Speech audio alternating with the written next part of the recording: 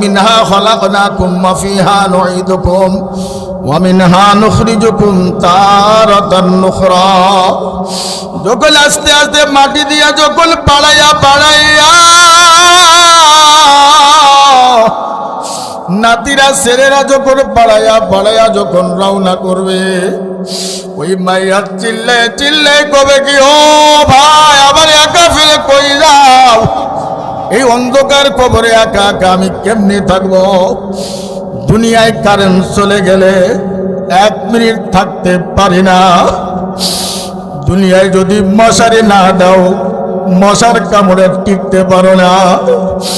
আর জাহান্নামের গম্বুজের বাড়ি কেমনে সহ্য করবা? ও আমার বাবারা, ও আমার যুবকেরা, ও আমার চাঁদওয়ালা ভাইরা, ও আমার বাদামওয়ালা দোকানে ভাইরা, মশার কামড় সহ্য করতে পারো না, গম্বুজের বাড়ি কেমনে সহ্য করবা? চিল্লায়া কাঁদবে আর বলবে কি, ও ভাই এই নির্জন জায়গায় একা একা কেমনে ফেলে যাও?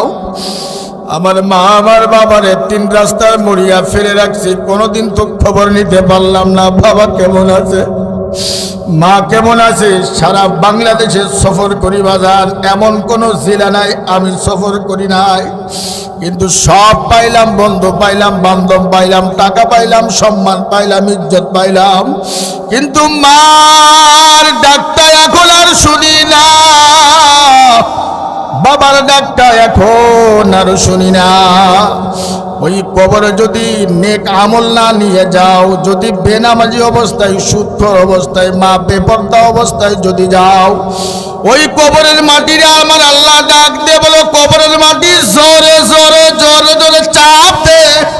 ও বাজান এত জোরে চাপ মারবে, 2 পাজরে হাঁটলি বাজান চুরমার হইয়া যাবে। যেতে হবে খালি হাতে, যেতে হবে খালি হাতে, সঙ্গে কিছুই যাবে না। 3.5 হাত জায়গা পাবি না রে বিছানা। ঠিক কিনা? আওয়াজ করবেন, ঠিক কিনা? এই কবরে যেতে হবে কিনা? এই দুনিয়ায় কেউ থাকতে পারবে না, কেউ থাকতে পারি না, কিন্তু একদিন সবাইকে যেতে হবে। যেতে হবে খালি হাতে, যেতে হবে খালি হাতে, সঙ্গে কিছুই যাবে না। 3.5 হাত জায়গা পাবি না রে বিছানা। বলেন 3.5 হাত জায়গা পাবি না রে বিছানা। আজকে তুমি যাদের লাগি শুধুই পাগল পারা, যেতে হবে একা একা, কেউ যাবে না তারা।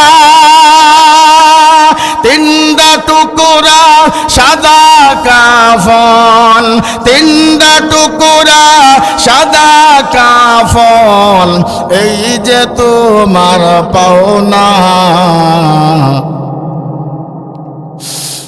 কথা কন না কে? এই কবরে যেতে হলে ধৈর্য লাগবে, সবর লাগবে। আল্লাহ তাআলা কোরআনুল কারীমের ভিতর বলেন,